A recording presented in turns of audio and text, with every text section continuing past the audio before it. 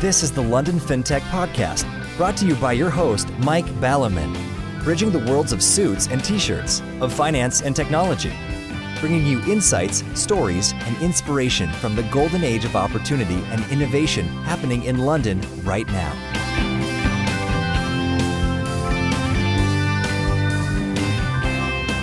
Hi, this is Mike Ballerman, and this is the London Fintech Podcast, episode 234. Oh, that's consecutive. Brought to you in association with Smart and enlistedboard.com, and I'm delighted to be joined today by Goncalo de Vasconcelos, founder and CEO of RNWL, that's RNWL, as in Arabic spelling, as in miss out all the vowels, and probably sounds like renewal if you had vowels in it, to discuss managing your insurance portfolio. Goncalo was last on the show in 2015, when at the time he was founder, which I guess he still is, and CEO, which he isn't, of Syndicate Room, the crowdfunding platform. After 9 years of CEOing Syndicate Room, Goncalo moved on, no doubt for reasons he shall explain, to founding RNWL in 2020. And I was very interested to see what he would come up with. I and we have had to wait 4 more years to find out, and it's the very interesting world of managing your insurance portfolio. Managing one's investment portfolio is a no-brainer in terms of must-dos, and there are plenty of platforms out there. However, insurance platforms are another thing. I don't believe I've heard of another one in the market.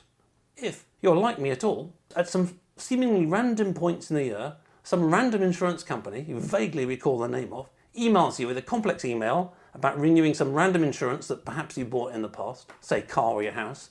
You shove it to one side because it all seems too difficult to deal with now and you've got more important things to do. And then a few reminders come in and you keep thinking, yes, I must do this tomorrow.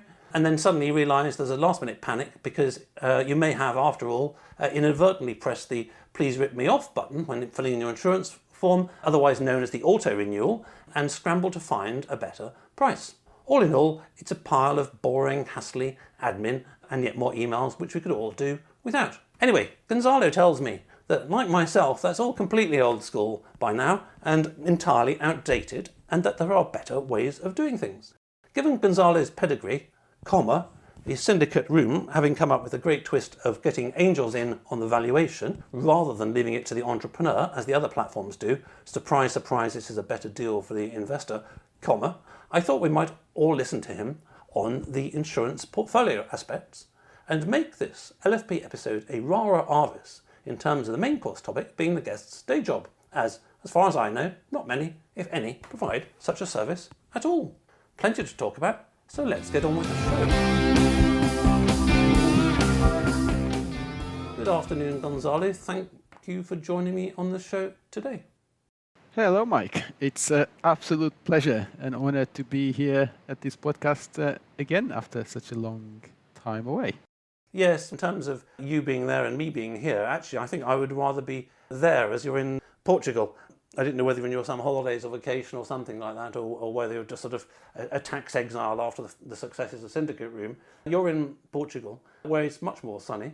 But actually, talking of sun and weather, which being British is one of my favourite topics and about the only one I know anything about, I was talking to you about the challenge of working out the microclimates in Portugal, given that before all this lockdown-y stuff, Bridget and I were talking about moving to Portugal, as it's a much nicer country than this one. The health system works, and it's about the only country that Bridget and I can move to. But we actually like Portugal. I mean, we like the Portuguese. It's a bit of a pity that your language is so much harder than Spain. I mean, you can sort of bluff out Spanish, but bluffing Portuguese is nothing. But actually, in all seriousness, and I was discussing this with a Don at Cambridge not that long ago this year, the climate varies enormously across your sort of tall, thin country. And it's really quite difficult to find the right region if you're going for something sort of warm but temperate. I mean, my fag package is at the bottom in the Algarve, where I took the kids many times on holiday when they were young. It's bloody hot and dry and arid, a bit like North Africa. But by the time you get up to the top left bit, a geographic term, in Porto it rains more than Manchester, whereas you go up the Douro, where they make all the port to the other side, at the top right, you've got sort of Spanish desert. So would you like to give the listeners, the majority of whom are perhaps not Portuguese and not entirely acquainted with the microclimates, how a Portuguese gentleman such as yourself would summarise the various climatic regions, and were you, when you've made even more millions or billions on this incarnation, to again retire to a sort of 1,000-acre farm somewhere in Portugal, what the best climatic areas are? Thank you, Mike. I actually gave it some thought overnight about that that question when we had a quick discussion about it. I think your ideal place is Sintra, where you are about 10 minutes away from the beach and you can get sunshine and vitamin D and so on. But it also has its even more microclimate there, where it's very wet, so that you don't miss England too much. No, we've had enough of that. After sort of 60 years, that's done. We're done with England. Yeah, it's a good compromise, because in Sintra, I am now in a place in Cascais, or in Estoril, which is very close to Cascais, which is probably the best microclimate in Portugal, because it's not the very arid south of Algarve, as you mentioned, and I definitely would not want to live somewhere that rains more than in Manchester, such as Porto in the north, although it's a lovely city to visit. But I am now based in Estoril, in Portugal, for parts of the summer, although home it really is Cambridge in the UK. So isn't Sintra that sort of UNESCO-y place that's always misty and manky? It's a lovely north of Lisbon. Very, very beautiful, but sort of misty and manky. It is. I told you that it would, it would stop you missing English weather for too long. We want to. But it's only, whenever you want sunshine, 10 minutes later, you're by the beach in Guincho, and you can even go kite surfing, if that's your thing. Yes, indeed. And where is Cascais then, in terms of up, down, left and right? So Cascais is just west of Lisbon. So it's actually just south of Sintra. It's about a 15-minute drive from Sintra. Oh, right. I'm looking at a map now. And yes, well, one of the places we looked at was Evora, actually, as well as Coimbra, because they seem quite pretty. They both are. Evora gets very warm in the summer. Right. But they're both very lovely cities too. Excellent. Well, there's a very good choice. Well, you remind me that we should actually get on with a project. We were supposed to go and hire a car for 2 or 3 weeks and drive around and actually see it all.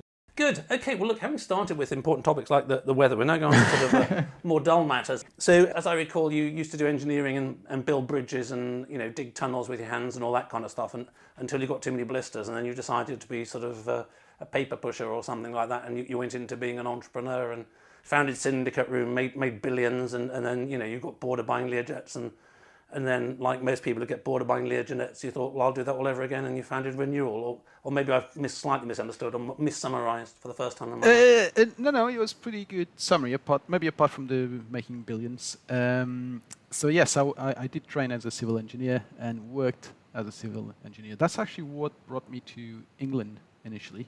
I did a master's at Imperial College. And then I started my first company before Syndicate Room, then moved to Cambridge to do an MBA, and it was after the MBA that I started Syndicate Room, based in Cambridge, where I'm still based now. So I spent some time here in Portugal and some time in Cambridge, and that's where I'm based now, and that's why Renewal is also based in Cambridge. I see. So, as I say, parenthetically, Syndicate Room, you had this, what I thought was basically brilliant, given that no one else really does it, twist. Thank you. Of not saying, oh yeah, Mike, you're raising money, do you want to come to our platform? Yeah. What do you think your shares are worth? And I say, about £1,000. You go, oh, fair enough. I may be simplifying, but you at Syndicate Room, I think, pretty uniquely, send some boys around to kick the tyres of my car and go, this guy's bankrupt and it ain't worth a penny and stuff like that. And we meet in the middle and I sort of raise money at halfpence rather than the £1,000. So I thought that was brilliant, but we've touched on that before, and Syndicate Room is still going. So maybe you'll explain, as a serial entrepreneur now, what it is. I mean, do you have a love of creating things ex nihilo, and then once they've created, you're sort of a bit of a magpie and sort of, there's a shiny thing over there, or there's a white space in the map, I'll go and build something there, and then I'll let others run my other city, and I'll let others run this, and to that extent, if that's true, roughly speaking, then what was it that made you think I'll form Renewal, and maybe with an Arabic co-founder because he doesn't like vowels? One morning. Yeah, so I've always been very entrepreneurial all my life, and it is the part that I enjoy the most, right? The one where you have, rather bizarrely, the one you have no resources, no one believing in your idea, no money, basically not very much, but what you do have is a blank piece of paper. And that's what I love about it, is that you really need to understand what is the problem you're trying to address. you really need to be in love with that problem. And then you need to come up with a solution that is a very strong value proposition for whoever your client is, but also something that you can be the best in the world at doing it, and you can make money out of it. Make money as a business, not necessarily as an entrepreneur. That will come once you build a very strong business. And that's really the part I love the most. It is the reason why I end up leaving Syndicate Room, is because after, I believe I was CEO for about 8 or 9 years, and I absolutely loved every moment of it. Except towards the end, became more and more operational, which is a good sign from a company perspective and growth. It's a bad thing if you're very entrepreneurial and you like that sort of sense of innovation and really coming up with new things and new ideas and expanding and so on. And that's effectively why I then end up eventually starting Renewal. Yes, the sort of multi-stage rocket perspective, which is, you're a sort of typical first stage of a Saturn V. I mean, this rocket ain't going nowhere. It's on the ground. It's a really heavy lift to get it going, and it gets going. But then the second stage takes over, and then the third stage, and then you've got the landing on the moon and all that kind of stuff. I mean, there seem to be quite a few people who've been on the podcast who are busy trying to prove me wrong, and good luck to them if they do the whole way. Well, that's fine. That's their trip, man. But I think it's always useful to follow what the Oracle at Delphi said in terms of know thyself. Yeah, I think it's a brilliant analogy. I definitely know entrepreneurs that have successfully transitioned from being the founder to being the CEO during that first stage, and then the CEO during that operational stage. And I think most entrepreneurs, they are able to do it. They are skilled enough to do it. It just comes down to passion. If you're really passionate about building new things, and your passion is not with the operational efficiencies and KPIs, OKRs, and that part of a business, then it's not necessarily you can't do it. It's just you're much more in love with another part of the business, and you're much happier at starting again with no money, no one believing in your idea, and no resources. But rather bizarrely, that's the happy place, and that certainly is my case. Ah, excellent. So here we are in, what it must have been 2019, 2020, and you thought, I like blank sheets of paper. They're really exciting. I can paint what I want. So you pick yourself a new blank sheet of paper, you pull the drawer out of your printer and get one before anything's printed on it. So the thing about a blank sheet of paper is that it's got infinite flexibility, but also it's got infinite flexibility. So, do you draw a house with 4 windows and a triangle for a roof? Do you draw a ship, etc., etc.? So tell us, in the case of Renewal, which will obviously lead into this whole thing about insurance portfolio management, what it was that made you write RNWL at the top, and what was your motivation? Did you just sort of sit there going, like Rodin's The Thinker for sort of 6 months, staring at your blank sheet of paper until you saw Renewal in front of your eyes? No. Yeah. It was. I became an entrepreneur accidentally, or I became an entrepreneur again accidentally.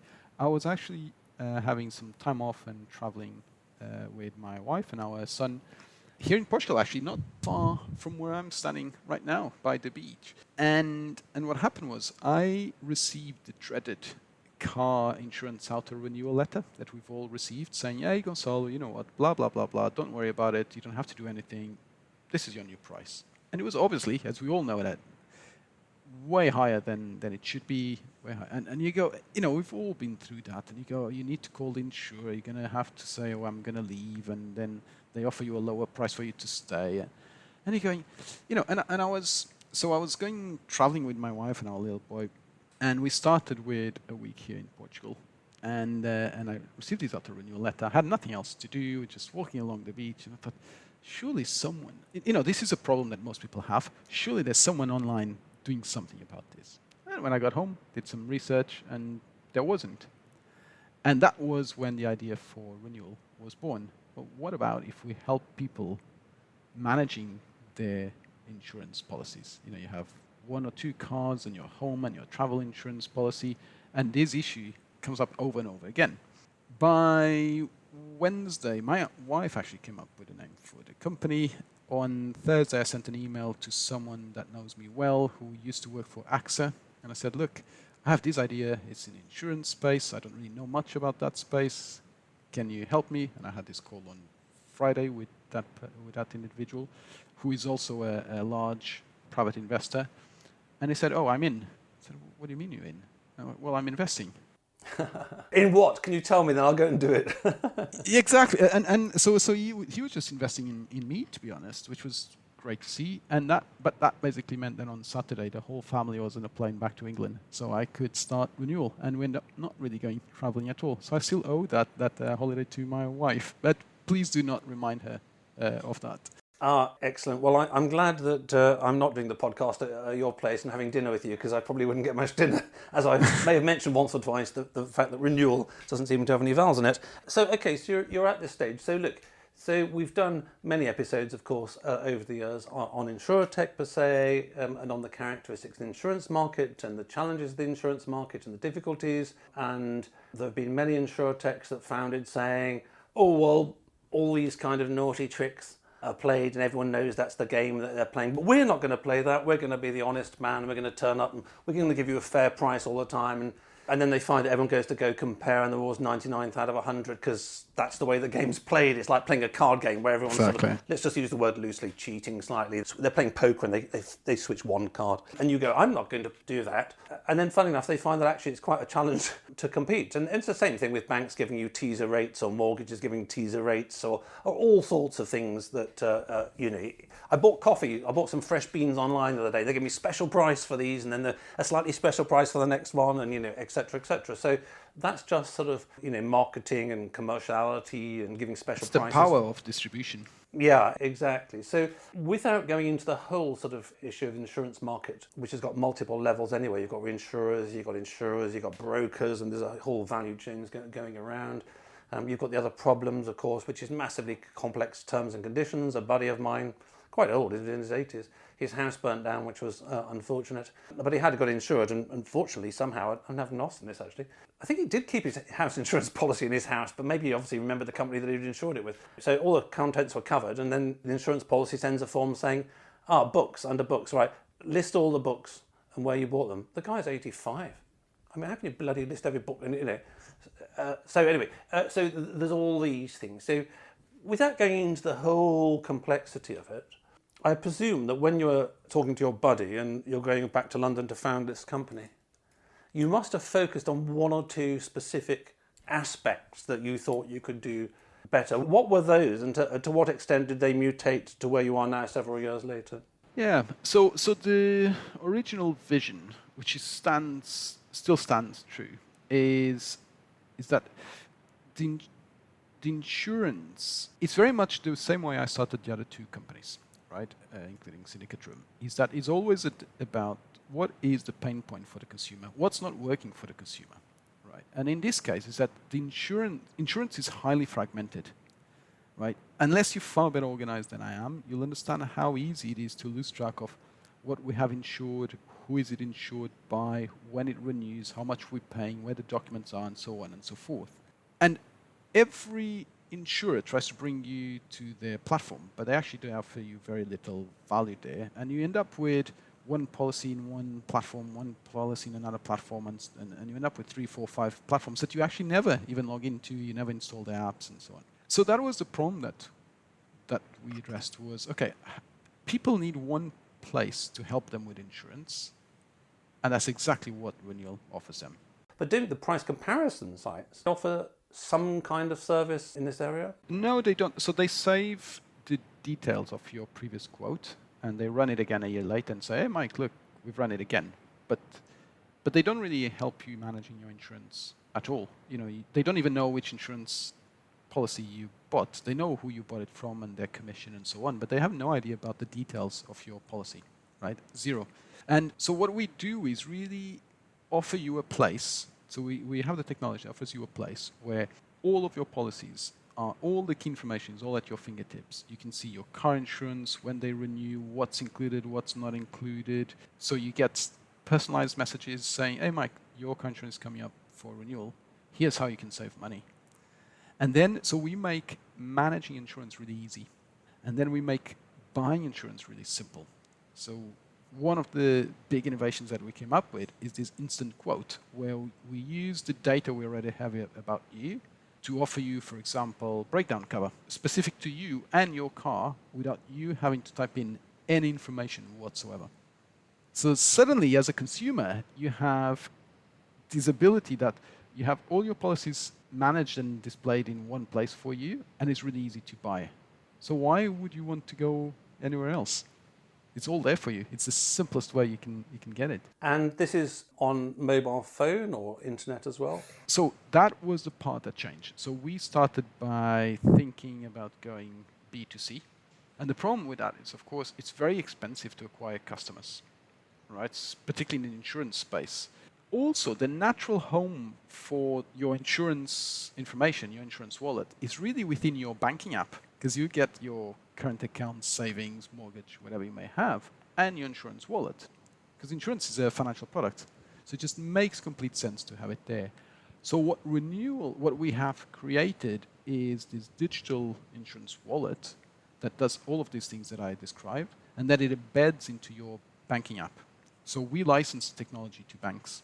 Okay, I was about to go off and get your app. I did in-depth research, Goncalo, earlier, and I looked at the front page of your website. I didn't go to the second page, I thought I'd be too in-depth, but it does say get it on Google Play, for example. So there is the B2C app, it's available, and it was actually a really nice surprise, because... What, you didn't know you had one, and one day you looked at the first page and you thought, hey, my CTO is doing something useful for a change. No, that's a surprise.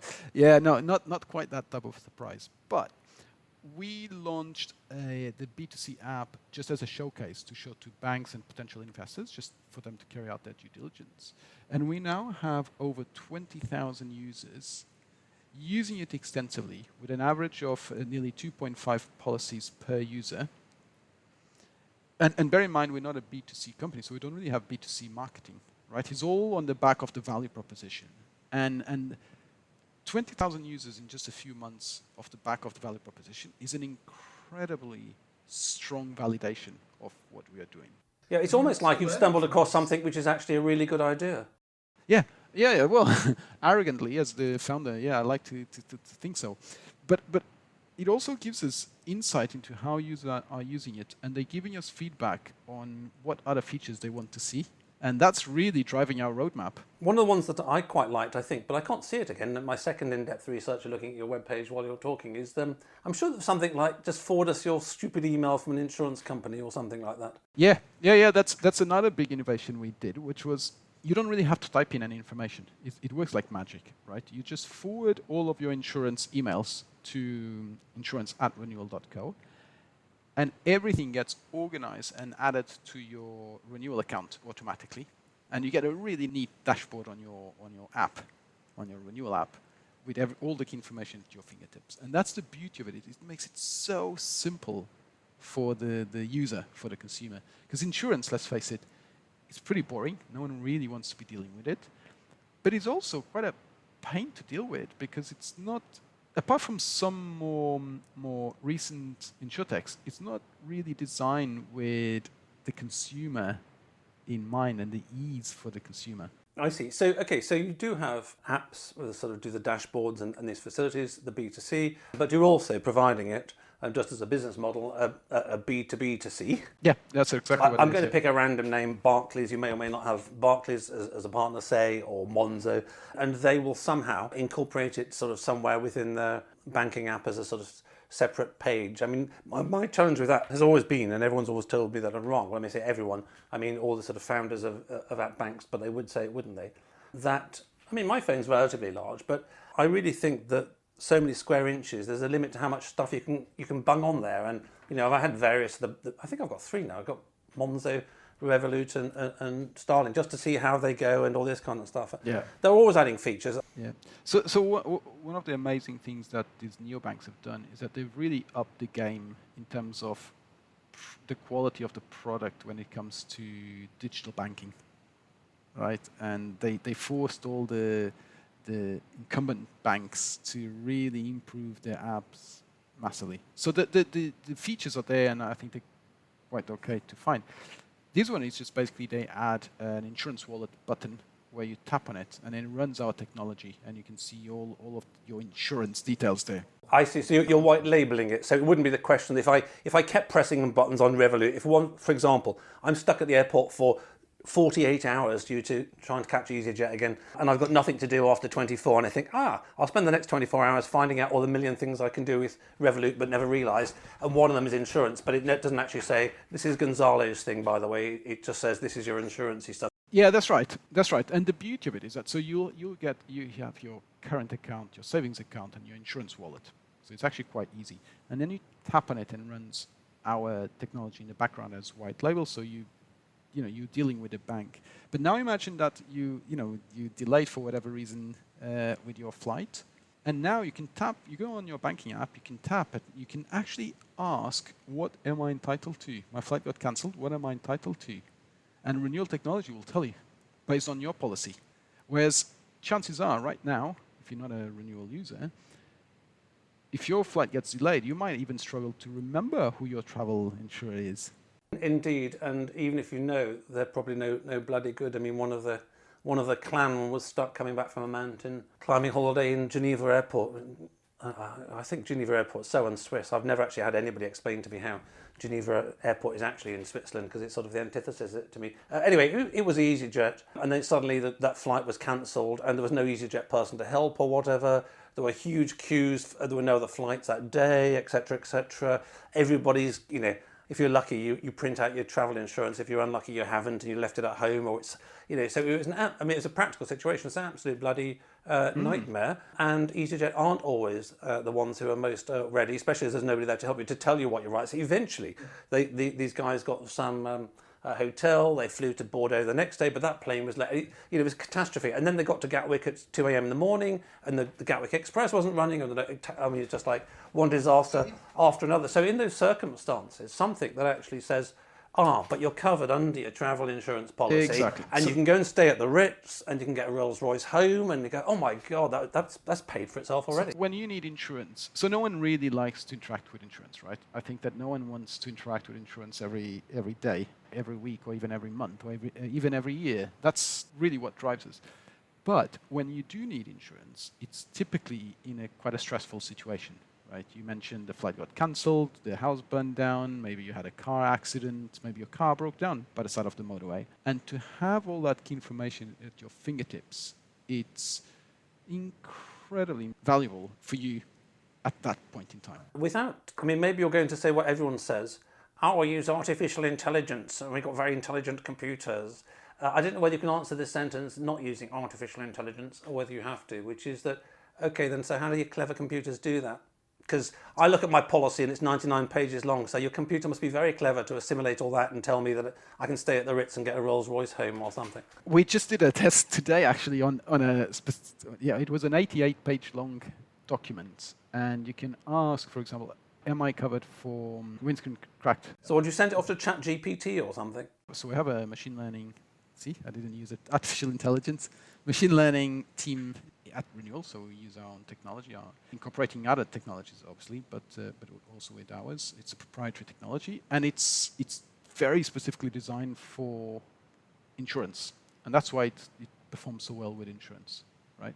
And that becomes very powerful, because then suddenly you go, my windscreen cracked, am I covered, and what is the excess? And it answers you. And it shows you where it got the information from. Yes, Bridget was driving my car the other day, and no fault of hers, it got chipped, the windscreen got chipped, a stone flew up and chipped the windscreen, must have been quite a big stone. And we keep saying, I wonder whether we're covered for that, or how does that work? And yeah, exactly. But then you've got to remember, well, actually, am I insured under your policy? Are you insured under mine? Et cetera, et cetera, et cetera. Okay, so look, this is interesting, and we've sort of kicked it around largely because I think the concept is so interesting, and it's perhaps 2 podcasts in a row that, amazingly enough, after 9+ years of the podcast, we're coming across something sort of fresh and new, which is very rare in itself. And in this case, an obvious use case for pretty much everybody listening to the podcast, which is perhaps even rarer, as everybody needs to insure something. So just briefly then, on the business model, you mentioned your B2C and B2B. So it's really nice of you guys to run a charity and give Mike a free app, which will sort out every insurance problem we ever had. So do you get sort of cuts from the insurers or do you do it at charity, or do I pay £1,000 per annum for the privilege? I mean, how does the business model work there? Because I assume when you're just white labelling it, you're flogging somebody some software, as it were, in old-fashioned money, and they pay you for the softwares. Yeah, that's right. So our main revenue model is a license fee paid for by the banks. So this is for consumers to use for free. It's such a powerful, so banks could be these incredibly powerful insurance distribution platforms. And by using this technology, they effectively increase the engagement and the customer retention. So they pay us a fee, and this is used by the end user, which is the customer of the bank, for free. I see. And so you put the app down, as you said before, just to R&D. You know, you give it to free to people like Mike, and you have to keep updating the app and all that kind of stuff. But in the meantime, you're not so much interested in how I use it, because I'm no good. But plenty of other people use these things pretty well. And you think, oh, here's another function, and this is something else that you then add to the license to the partners. So then, look, there's things like, what are the opportunities, what are the challenges going forward, where do you see renewal or indeed this area in the marketplace for the next 10 years? Because one of the things you may have noticed about fintech life and entrepreneurialism in general, which is if somebody comes up with a good thing, then someone else comes along and copies it. Or do you have a big moat because your computer is very clever and you know what you're doing? Well, yes and no. So yes, but if we were able to do it, there are plenty of very clever people out there with plenty of resources that would also be able to do it. I think you can't really control someone copying your ideas. So it's one of the things I learned as a seasoned entrepreneur is that you stop obsessing about that and you just make sure that you're the best in the world at doing it. And then everybody else that is copying you, A, it validates your idea, but B, if you're really good and you're the best in the world at doing it, they always one or several steps behind you. I was thinking, but you head off to Everest, and a couple of years later, other people head off to Everest. Well, you're already in Kathmandu buying your crampons. Yeah, exactly. They're still waiting for EasyJet. So I think that the really big opportunity here is that the insurance industry doesn't really think in terms of adding value to the end consumer. They constantly thinking about the insurance as a product, and there are a lot of innovations of insurance as a product, but the end consumer doesn't really care about that, right? What you care as a consumer is if my house burns down or my flight gets cancelled, I'm covered. Ultimately, that's what you want, right? And it's easy and simple to use, which is exactly what we do. And that's really our opportunity, is that people look at this. I mean, this is going to sound really arrogant, but I think that the vast majority of the industry looks at this with the wrong lens. They look at it. They're not really thinking about the pain point for the consumer and what the value proposition is. They're looking at what do they think that the consumer may want, but actually ignore what the consumer really wants, which is simplicity and making sure that they're covered. Yes. No, well, I entirely buy that, because in my fascinating and brilliant intro, the whole vibe that renewing your insurance for your car or your house, which you have to do, and if you don't do it, it's, oh shit, my house burned down, I meant to insure it yesterday, oh dear. That's a bit of a pity feeling. That it's a complete no-brainer, that, as you say, from the consumer perspective, that actually something that makes the whole thing a lot easier, rather than pressing auto-renewal, which sort of says, I'm price insensitive, just tell me, the insurance market's changed over the last year, sir, and, more people have crashed their cars. Oh, really? Oh, how sad. It's gone at 22% or something. So I definitely buy that. And also, there's clearly a lot of potential of tuning LLMs, large language models, generative AI, around all this kind of stuff, and extremely impressive advances in both the models themselves, but also the ability to tune it on your user data. And one potential error I can see going forwards, which is always one that concerns people, which is that let's say your next year's clever computer, or the one after, or something like that, or we've got OpenAI, or you've got X.AI, or whoever it is, running on the cloud, and your clever pods are using that as well, which is one of the things which is the over coverage, which is, for the sake of argument, my mobile phone may be covered by 3 different insurance policies, or may be covered by none. It may be on the travel insurance, it may be on the house insurance, I don't know, and have to pile through loads of details. But I can see that for these clever computers, they're getting cleverer, that actually there's plenty more functionality that you can provide from taking, as it were, the consumer's perspective rather than the industry perspective, which is, we want to flog more car insurance, or we want to flog more house insurance. Yeah, so again, it's one of those things that I think the industry gets wrong about the consumer, right, is they obsessed about over or under insurance, and consumers don't even understand what that is, right? They don't. Again, it's back to they just want to be covered, right? So we've had users using renewal that then end up finding out that they have 2 travel insurance policies going on in parallel because they went traveling, they bought one policy, 6 months later they forgot about it, they went traveling again, they bought another policy. That's the type of thing that people want to know. Well, I'm actually just wasting money by having 2 policies running in parallel, or my policy expired, it didn't auto-renew, I'm actually not covered at all for my car insurance, for example. Now, do you really care if your travel insurance is, covers for very specific things that your house insurance also covers? Because if you remove it from one or the other, you might save £1 or £2 or £3 a year. Just the complexity of thinking about it. People just don't really care that much about that level of detail.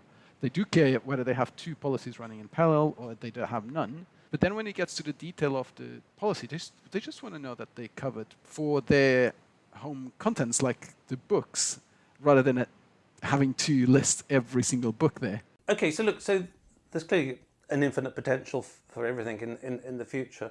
And one of the ones, again, I've avoided as much as I can trying to dive in everything about insurance and insuretech that we've discussed many times before. But one of the challenges, you mentioned the house policy insurance, is the quality of the cover in terms of, let's say they were given ratings. Insurer A may get 1 out of 5, and average insurer B may get 4.5 out of 5, and how well it works. So let's say you break your leg skiing, happened to a daughter of mine quite some time ago.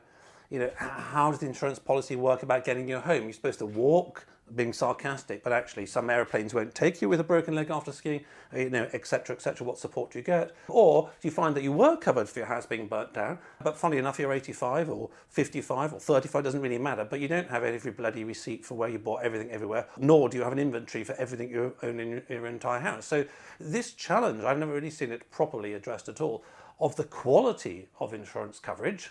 It's a bit like life's a tightrope. You're walking on the tightrope, you fall off. How wide are the holes in the net? Yes, there's a net below me. I have a net. Yeah, exactly. But actually, could I fall through them, or one leg fall through it? Metaphorically speaking. Yeah. That's a good analogy. So it's funny you actually mentioned that. It's like we didn't talk about this at all. But so another innovation we've done is that you can actually, when you forward the email with your policy documents to renewal, it adds all the key information, but includes a table with the key features. So for example, and the same thing when you're buying, but for example, when you're buying car insurance, some people may want to go to France, so they want to make sure it has EU cover, right? And then there's a big tick there. Yeah, it has EU cover.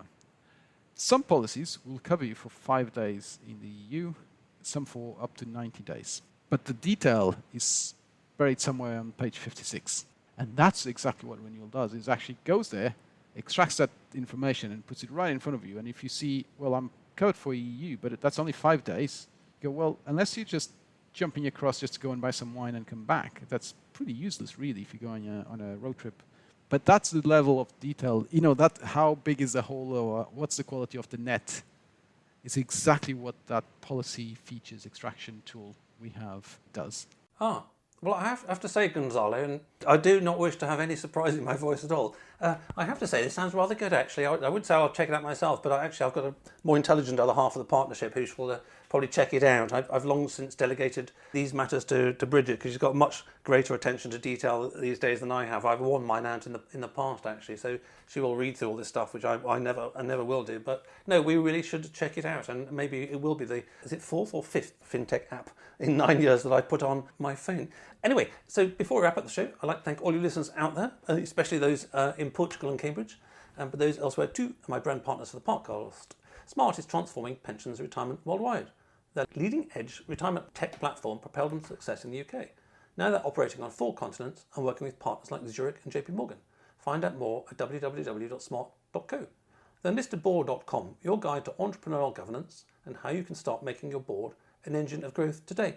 So, Goncalo, as you know, in the dessert course, normally The conventional guest hasn't really mentioned their company very much or their day job in the main course topic, which probably would have been the case if I'd asked you something completely left field. But I think you may have mentioned renewal once or twice in the main course.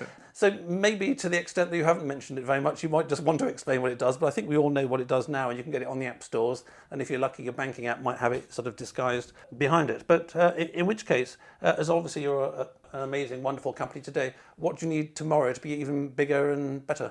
Well, like any company that's growing fast, we need like the superstars.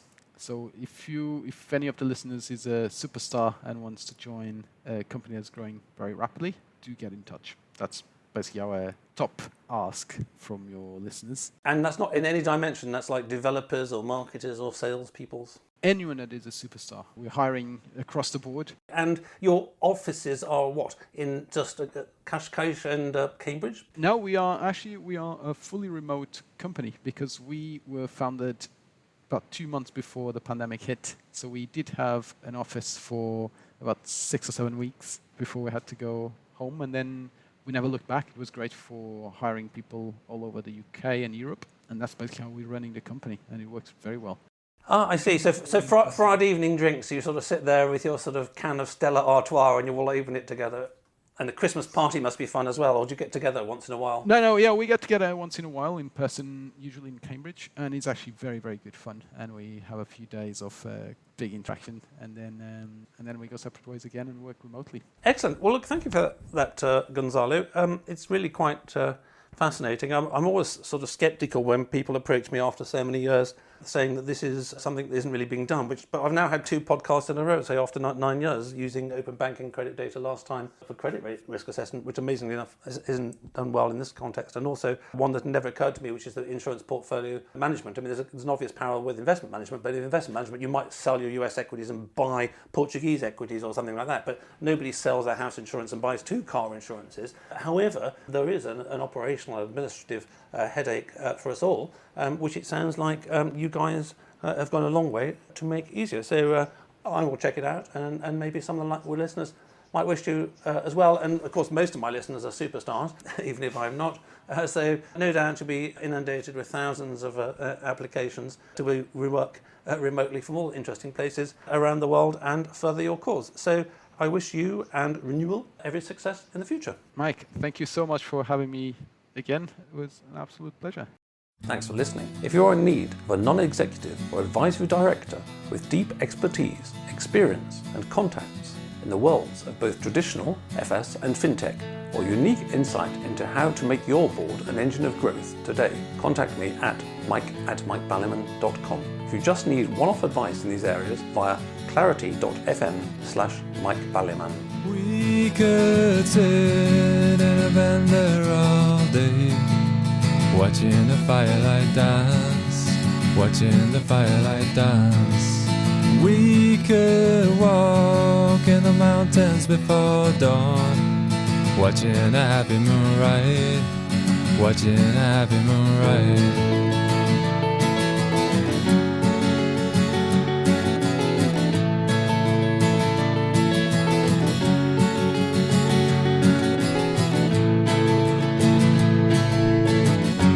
Come away from the city, with the tarmac so dead and the people so sad. Come away from the city, with the faces so grey, with the pain of the everyday.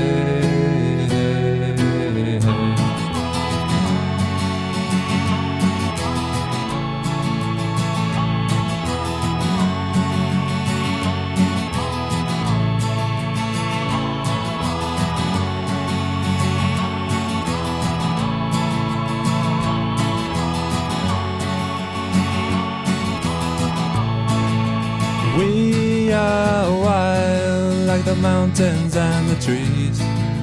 Can you see what I mean? Can you see what I mean? We fit in between the earth and the sky.